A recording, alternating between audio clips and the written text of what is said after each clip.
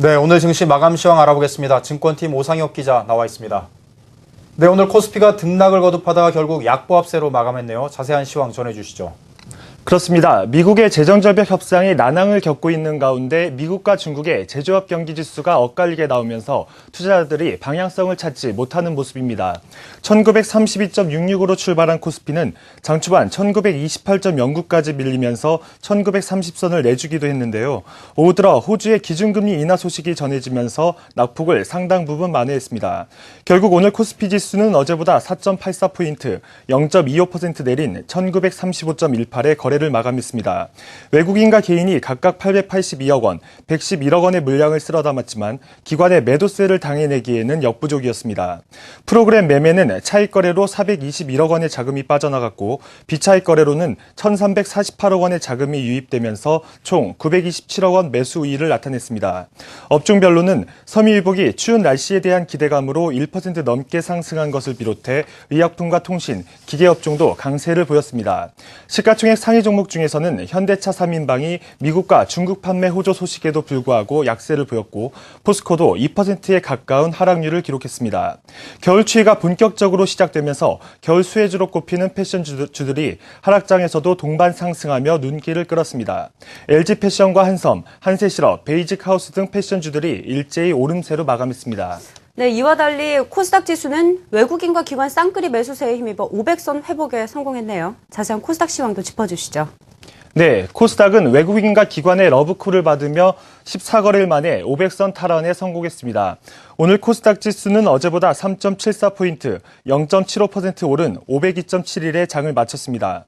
외국인과 기관이 사자를 외치며 각각 319억 원, 167억 원을 순매수했습니다. 반면 개인은 493억 원의 물량을 시장에 쏟아냈습니다.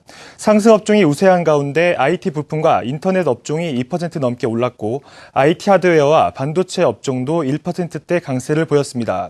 시가총액 상위 10위권 내 종목 중에서는 CJ E&M과 포스코 ITC가 약세를 보인 것을 제외하고는 일제히 상승했습니다. 개별 종목별로는 3분기 어닝 쇼크로 주가가 급락했던 SM이 반등에 나서며 시총 10위 안에 재진입했습니다. 이 밖에 스마트폰 시장 확대 등의 기대감에 전자부품과 장비주들이 동반 강세를 보였는데요. 인지 디스플레이와 플렉스컴, 멜파스, 디지텍 시스템이 4에서 7%대 상승률을 보였습니다. 증시 전문가들은 제조업 지수 하락이 일시적인 현상으로 미국의 제조업 경기의 재침체를 의미하는 것은 아니라고 진단했는데요. 지수 하락은 허리케인이라는 계절적 요인과 재정절벽이라는 정치적 요인에 따른 결과일 뿐 허리케인 샌디 이후의 복구 수요와 재정절벽 이슈에 대한 합의 등을 바탕으로 12월 제조업 지수는 재반등할 것이라고 전망했습니다. 연말을 맞아 증권사 곳곳에서 내놓고 있는 증시 전망. 하지만 어려운 용어와 설명이 문제인데요. 최근 쉬운 표현으로 코믹하게 접근한 증시 전망이 투자자들 사이에 인기를 끌고 있습니다. 어혜진 기자가 소개해드립니다.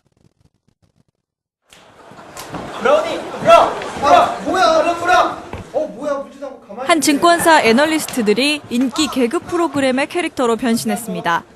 미국 건설업 회복이 국내 수출 기업에 미치는 긍정적인 영향을 꽁트를 통해 설명합니다. 전문가들끼리 사용하는 어려운 용어 대신 중학생도 이해할 수 있는 쉬운 표현을 썼습니다. 건설업 경기가 회복이 되니까 나 같은 사람한테도 취업할 수 있는 기회가 주어지는 것 같아. 역시 미국에서는 건설 경기가 최고 중요한 것 같아. 오 마이 갓, 데디? 그럼 나 이제 식감을 사주는 거야? 예스 맨. 아빠가 품질 좋은 메이드 인 코리아로 사주냐. 여보, 제 핸드폰 입금도 안 보여요. 그래요 여보. 요즘 잘 나가는 햄리역 씨로 사줍니다. 이 증권사는 개그 프로그램 패러디 외에도 애널리스트들이 산업 전망을 영상에 담아 모두가 볼 수 있도록 공개했습니다. 이렇게 이색적으로 만들어진 증시 전망은 유튜브에서만 이틀 만에 조회수 1000건 돌파를 바라보고 있습니다.